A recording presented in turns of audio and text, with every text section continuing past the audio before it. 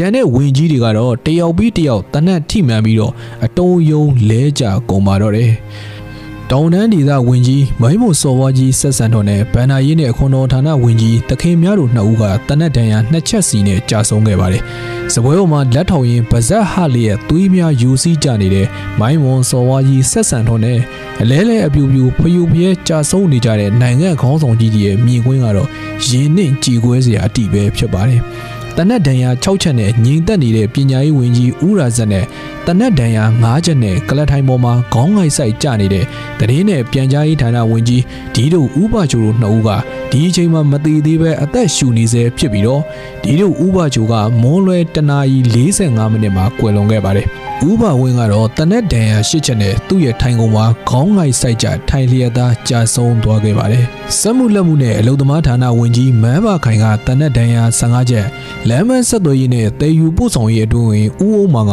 တနက်ဒဏ်ရာ9ချက်နဲ့ကြာဆုံးခဲ့ပြီးတော့ပညာရေးဝန်ကြီးဦးရာဇက်ရဲ့တပ်တော်ဆောင်ရဲဘော်ကိုတွေကတနက်ဒဏ်ရာ4ချက်နဲ့မိုးလွယ်2နာရီ15မိနစ်ရန်ကုန်စီးရုံကြီးမှာကွယ်လွန်ခဲ့ပါတယ်နောက်တော့မတ်တရက်ပြစ်ခတ်နေတဲ့လူသက်သမားတွေကဒူးထောက်ထိုင်လိုက်ပြီးတော့အားရပါရပြစ်ပါတော့တယ်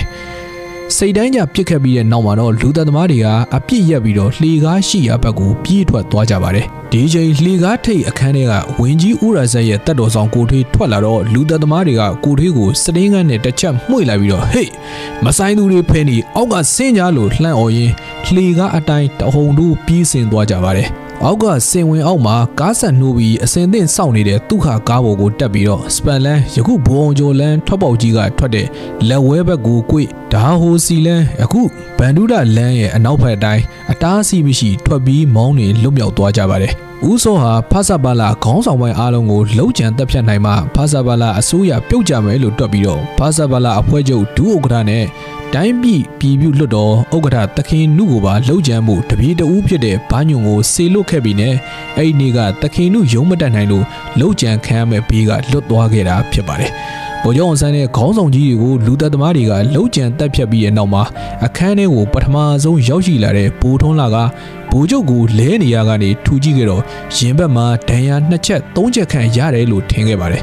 ်ဒါပေမဲ့ရန်ကုန်စေယုံကြီးကိုပို့ဆောင်ပြီးတဲ့နောက်မှာဆရာဝန်ကြီးတွေရဲ့အသေးချာစစ်ဆေးကြည့်ရှုတဲ့အခါမှာတော့ဗိုလ်ချုပ်ကောင်မှာတနက်ဒဏ်ရာ73ချက်တီတီတွေ့ခဲ့ရပါတယ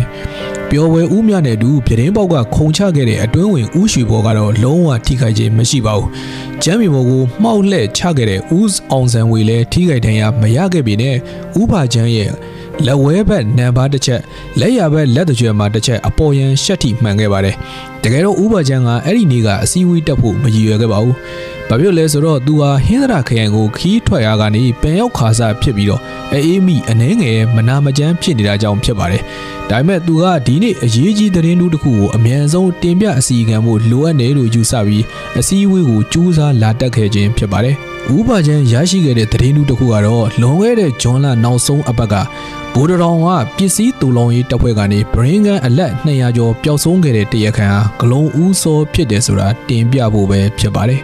ဂလုံဦးစောရဲ့လှုပ်ရှားမှုတွေကိုပလိတ်ဘက်ကသတိပြုမိနေရတော့ကြားပါပြီ။နောက်ပြီးဦးစောအိမ်နဲ့မျက်နှာချင်းဆိုင်အိမ်မှာနေနေတဲ့စစ်ရုံးချုပ်ကလုံခြုံရေးအရာရှိ Lieutenant Colonel Gordon Han ကဦးစောရဲ့လူတက်မှုတွေကိုသင်္ကာမကင်းဖြစ်တယ်။မိမိနေကနေစစ်သုံးမှန်ပြောင်းနဲ့ညအချိန်စောင့်ကြည့်နေကြရဦးစောဟာတပြည့်4-5ယောက်နဲ့အတူအေးရရေပြင်မှာလှေတစင်းနဲ့အလုတ်ရှုပ်နေတာကိုကြိမ်ဖန်များစွာတွေ့မြင်ခဲ့ပြီးတော့ဒီသတင်းကိုလည်းဘယင်ကန်ရဲ့အတွင်းဝင် Felix ထဲမှာတစင်းဘယင်ကန်ကဇွန်လ18ရက်နေ့မှာတည်ထားပြီးဖြစ်ပါတယ်။နောက်ပြီးအဲ့ဒီလှုပ်ကြံမှုဖြစ်ပွားခဲ့တဲ့နေ့ကလူ9ဦးကိုတင်ဆောင်ကအပြေးမောင်းနေလာခဲ့တဲ့ဂျက်ကားလေးတစ်စီးဦးစောအိမ်ထဲကိုချိုးဝင်သွားပါတယ်။အဝင်းမှာဂလုံဦးစောနဲ့စုံပြီးကြတော့အောင်ပြီးလို့လက်သီးလံမောင်းတန်းကြွေးကြော်နှုတ်ဆက်ကြတာကို Lieutenant Colonel Gordon Han ကကိုယ်တိုင်တွေ့မြင်ခဲ့ပြီးတော့ CID ကိုသတင်းပို့ခဲ့ပါတယ်။ဒါကြောင့်မွန်းလွဲပိုင်းမှာပလိတ်စုံတော့ဘက်နဲ့တောင်းကျန်းသူနှိမ်နှင်းတပ်ဖွဲ့တို့ပူးပေါင်းပြီးတော့အေးရကန်ဆောင်မှာရှိတဲ့ဦးစောနေအိမ်ကိုဝင်ရောက်ရှာဖွေခဲ့ပါတယ်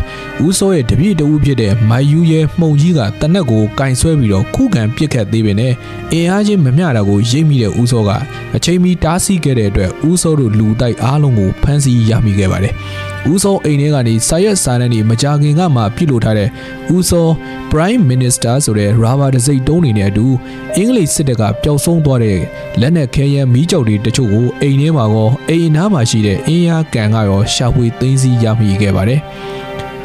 ဒီလိုမြန်မာပြည်ရဲ့ကန်ဆိုးမိုးမောင်ကျခဲ့ရတဲ့လှုပ်ကြံမှုကြီးနဲ့ပတ်သက်ပြီးနောက်ပိုင်းမှာဗိုလ်ချုပ်ရဲ့အပါတော်မြဲဘိုးထွန်းလှရဲ့ထုတ်ဖော်ရေးသားချက်အရစတင်းကန်ပျောက်ဆုံးမှုနဲ့ပတ်သက်ပြီးတော့သတင်းတွေအမျိုးမျိုးတက်လာပြီးလုံခြုံရေးအခြေအနေစိုးရိမ်ရတဲ့အထိပြောဆိုမှုတွေရှိလာတဲ့အခါပြည်ထောင်ရေးဝန်ကြီးဦးကျော်ငိမ့်လန်ဒန်သွားနေခိုင်မှာပြည်ထောင်ရေးဌာနတာဝန်တွေကပူးတွဲယူထားတဲ့ပျော်ဝဲဦးမြကဗမာတက်မတော်ကတက်စိတ်တစိတ်ကိုထုတ်လိုက်ပြီးတော့ဗိုလ်ချုပ်မသိအောင်အတွင်းဝင်များယုံအတွင်လမ်းမှာကင်းမုံချထားလိုက်ပါတယ်မြန်မာပြည်ရဲ့ကန်ဆိုးမိုးအောင်ကြမှုအစလို့ပြောရမယ့်ကိစ္စကတော့ဒီတက်စိတ်တွေကရဲဘော်တယောက်ကကိစ္စတစ်ခုနဲ့အပြင်ထွက်လာချိန်မှာရုံးတက်ဖို့လာနေတဲ့ဗိုလ်ချုပ်နဲ့တွေ့ပြီးတော့ဦးမြကိုဒီတက်စိတ်ကိုရုပ်သိမ်းမှုအမိန့်ပေးခဲ့တာကြောင့်လှုပ်ကြံမှုမဖြစ်ပွားခင်ရက်ကမှဒီလုံခြုံရေးကင်းမုံဝစ်နေတဲ့တက်စိတ်ရုပ်သိမ်းသွားခဲ့တာဖြစ်ပါတယ်ဗိုလ်ချုပ်အောင်ဆန်းရဲ့သူ့ကိုလှုပ်ကြံမဲ့လူမရှိနိုင်ပါဘူးဆိုတဲ့ယုံကြည်ချက်နဲ့အဆောင်အယောင်ပကာသနာတွေကိုယွန်ရှာဆက်ဆုပ်တဲ့လွတ်လွတ်လပ်လပ်ယူသားသားနေထိုင်ခြင်းနဲ့ဗိုလ်ချုပ်ရဲ့စိတ်ရင်းစေတနာဖြူစင်ယူသားမှုကိုခွင့်ကောင်းယူပြီးတော့လှုပ်ကြံခဲ့တဲ့လှုပ်ကြံမှုကြီးကိုအန်ကျိတ်တောက်ခေါက်မိပါတော့တယ်မြန်မာပြည်သူလူထုရဲ့စိုးဝါးလာတဲ့ကံကြမ္မာလို့ပဲပြောရမယ်ထင်ပါတယ်ဒီလိုနိုင်ငံခေါင်းဆောင်ကြီးတွေကိုလှုပ်ကြံတက်ဖြတ်ရတဲ့အကြောင်းရင်းကတော့လန်ဒန်ဆွေးနွေးပွဲမသွားခင်လအနှဲငယ်လိုကဖြစ်ပါတယ်ကာဂီယောင်ဝစ်စင်ထားတဲ့လူနှစ်ယောက်ကဦးစောကိုတနက်နဲ့ပြစ်ခတ်လှုပ်ကြံရမှာအသက်မသေးခဲ့ပဲနဲ့မျက်ခုံးကိုရှက်မှန်ပြီးတော့တန်ရာရခဲ့ပါတယ်ဒီလှုပ်ကြံမှုကိုဘိုးနေဝင်းနဲ့ဘိုးအောင်ကြီးတို့ရဲ့အစီအမံနဲ့ဦးမြလိုင်းပေဘူးလာမဂဇင်းအက်ဒီတာဟောင်းကကားမောင်းပြီးတော့ကားပေါ်မှာပါလာတဲ့ရန်ကုန်ဘားဆွေကပြစ်ခတ်ခဲ့ခြင်းဖြစ်ပါတယ်ရန်ကုန်ဘားဆွေကိုပေးကင်ပြီးတော့ပြစ်ခတ်စေခဲ့တဲ့တနက်ကတက်ရင်မှုဘိုးနေဝင်းအဲ့ဒီချိန်ကဘိုးနေဝင်းဟာတက်ရင်မှုသာရှိပါသေးတယ်သူကင်ဆောင်တဲ့တနက်ဖြစ်ပါတယ်ဒီကိစ္စကဗိုလ်ချုပ်အောင်ဆန်းနဲ့ပြည်သူရဲဘော်လက်ချက်ဖြစ်တယ်လို့ယူဆပြီးတော့ဦးစောကဗိုလ်ချုပ်နဲ့ခေါင်းဆောင်ကြီးတွေကိုလှုပ်ကြံတက်ချက်လက်စားချီတာလို့ပြောကြပေနဲ့အမှန်တော့ဒီလှုပ်ကြံမှုကြီးကဒီထက်ပိုလေးနေတဲ့ရည်ရွယ်ချက်တွေရှိပါတယ်ဦးစောဟာဗိုလ်ချုပ်တို့ကိုရန်သူဘက်အနေနဲ့လှုပ်ကြံတက်ဖြတ်တာမဟုတ်ဘဲနဲ့ဦးစောကတချိန်ကကောင်လေးတယောက်လူယူဆခဲ့တဲ့ဗိုလ်ချုပ်အောင်ဆန်းကနိုင်ငံအမျိုးသားခေါင်းဆောင်ကြီးဖြစ်လာပြီးတော့သူတို့နိုင်ငံရေးသမားစားဖောက်ဦးကြီးတွေအတွက်မြန်မာနိုင်ငံရေးဇက်ခုံမှာနေရာမရှိဖြစ်နေရတဲ့အဖြစ်ကိုကြိတ်မနိုင်ခဲမရဖြစ်နေရပါတယ်။ဒါကြောင့်ဦးစောအနေနဲ့ဖဆပလခေါင်းဆောင်အားလုံးကိုဖယ်ရှားနိုင်မှသူ့အနေနဲ့အာဏာရရှိနိုင်မှာဖြစ်တယ်လို့ယူဆပြီးတော့ရန်ကုန်မှာရှိတဲ့ဖဆပလခေါင်းဆောင်အားလုံးသမကနေမှာရှိတဲ့ဖဆပလခေါင်းဆောင်တွေကိုပါလှုပ်ကြံတက်ဖြတ်ဖို့စီစဉ်ခဲ့ပါတယ်။ဒါကြောင့်လဲအင်္ဂလိပ်အာဏာပိုင်တွေနဲ့ပူးပေါင်းခိုးယူထားတဲ့လက်နက်ခဲယမ်းတွေကိုအိမ်နီးနားအင်းယားကန်ထဲမှာဝှက်ထားသလိုလက်နက်တချို့ကိုလည်းမျိုးချစ်ပါတီဝင်တွေစီကိုဖြန့်ဝေထားပြီးဖြစ်ပါတယ်။ဒီလိုဂလုံဦးစောကအကြံစီကြီးကြီးမားမားကြံစီနိုင်မှုဟာနယ်ချက်ဗြိတိရှတွေရဲ့မြောက်ပင်အားထုတ်မှုကြောင့်သာဖြစ်ပါတယ်။ဗြိတိရှကွန်ဆာဗေးတစ်နိုင်ငံရေးသမားတွေစစ်ဖက်နဲ့အရက်ဖက်ကပုဂ္ဂိုလ်တွေဟာသူတို့ရဲ့ရန်သူတော်ဟောင်းဗိုလ်ချုပ်အောင်ဆန်းနဲ့ဖဆပလအဖွဲ့အစည်းအာဏာရနေတာကိုမရှုစိတ်မနာလိုကြပါဘူး။ဒါကြောင့်မြန်မာလွတ်လပ်ရေးမယူမီမှာဖဆပလအစိုးရအဖွဲ့ကိုဖြုတ်ချပြီးမြန်မာနိုင်ငံကိုဒိုမီနီယံအတွင်းမှာဆက်ရှိနေအောင်ဂလုံဦးစောလိုပုဂ္ဂိုလ်မျိုးတွေနဲ့ပူးပေါင်းကြံစည်ခဲ့တာဖြစ်ပါတယ်။ဂလုံဦးစောနဲ့အပေါင်းအပါတွေကပြစ်မှုထင်ရှားတဲ့အတွက်1948ခုနှစ်ဒီဇင်ဘာ30ရက်နေ့မှာတည်တံစီရင်ချမှတ်ခဲ့ပါတယ်။တရားခံတွေကအစစ်စင်အယူခံဝင်ပါတယ်။နောက်ဆုံးအယူခံလွှာကို1948ခုနှစ်ဧပြီလ29ရက်နေ့မှာတရားလွှတ်တော်ချုပ်ကပယ်ချလိုက်ပါတယ်။ဒီနောက်မှာသမ္မတထံတနာခံစာတင်သွင်းခဲ့ပြန်ရာခင်မောင်ရင်ဒုက္ခနဲ့မောင်လီတို့အပေါ်ချမှတ်ထားတဲ့တည်တံအမိန့်ကိုပယ်ဖျက်ပြီးတော့တသက်တကြွထောင်ဒဏ်ကိုလွှဲပြောင်းပေးခဲ့ပါတယ်။ကျန်တရားခံတွေဖြစ်တဲ့ဂလုံဦးစောတန်နှင်းမောင်စိုးနဲ့မှုံကြီးတို့ကိုအင်းစိန်အကျဉ်းတော်မှာ၎င်းစိန်ကြီးနဲ့ရန်ကြီးအောင်တို့ကိုရန်ကုန်အကျဉ်းတော်မှာ၎င်း1948ခုမေလ10ရက်နေ့အာယုံတက်ချိန်9နာရီခွဲမှာတစ်ချိန်နဲ့ကျိုးတံစီရင်ခဲ့ပါတယ်ဒီလိုနိုင်ငံတော်လှုပ်ကြံမှုကြီးဖြစ်ပွားပြီးတဲ့နောက်မှာမြန်မာပြည်ကိုဗြိတိရှဘီယင်ခံချုပ်ဆာဗရန်ကဦးနုခေါင်းဆောင်တဲ့ဂျားပြက်အစိုးရဖွဲ့ကိုအာဏာလွှဲပြောင်းပေးခဲ့ပြီးတဲ့အချိန်1948ခုနှစ်ဇန်နဝါရီလ4ရက်နေ့မှာမြန်မာနိုင်ငံကတရားဝင်လွတ်လပ်ရေးနေ့ဖြစ်လာတဲ့အပြင်ဦးနုကလည်းမြန်မာပြည်ရဲ့ပထမဆုံးသောဝန်ကြီးချုပ်ဖြစ်လာခဲ့ပါတယ် ဗိုလ်ချုပ်ဆန်းတဲ့တူကြာဆုံးသွားကြတဲ့အာဇာနည်ခေါင်းဆောင်ကြီးများရဲ့ရုပ်လောင်းကို1948ခုနှစ်ဇူလိုင်20မွန်းလွဲ2နာရီမှာဂျူဘလီခန်းမှာကိုရွှေ့ပြောင်းတည်ယူခဲ့ပြီးတော့ဂါရဝပြုခံခဲ့ပါတယ်။ဥရာဇတ်နဲ့ရဲဘော်ကိုထွေးတို့ရဲ့ရုပ်လောင်းကိုဂျူဘလီခန်းမှာကနေတာမွေကင်းဘဲလမ်းမှာရှိတဲ့မွတ်စလင်သင်းချိုင်းကိုတည်ဆောင်ပြီးတော့အစ္စလမ်ဘာသာအရမြုပ်နှံတကြိုခဲ့ပါတယ်။မိုင်းဘုံစော်ဘွားကြီးဆက်ဆံထွန်းရဲ့ရုပ်ကလပ်ကိုပြည်내မြို့တော်ဖြစ်တဲ့မိုင်းဘုံမြို့ကိုတည်ဆောင်ပြီးတော့ဒေသထုံးတမ်းအစဉ်လာရအခမ်းအနားနဲ့တကြိုခဲ့ပါတယ်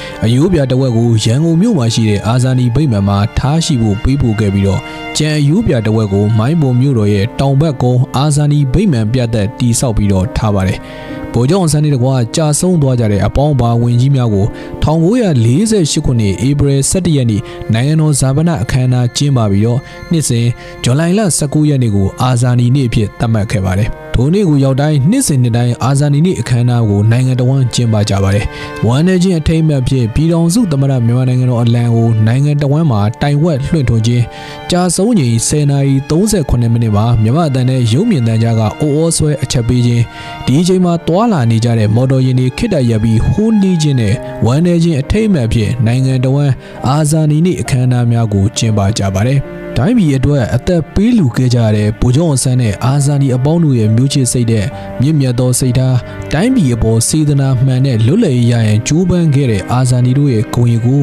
လေးစားဥညွတ်ဂါရဝပြုလိုက်ရပါတယ်ခင်ဗျာ။မူရင်းစာရေးသားသူအားလုံးနဲ့အဆုံးထိနားထောင်ပေးကြတဲ့မိတ်ဆွေတွေအားလုံးကိုအထူးပဲကျေးဇူးတင်ပါတယ်ခင်ဗျာ။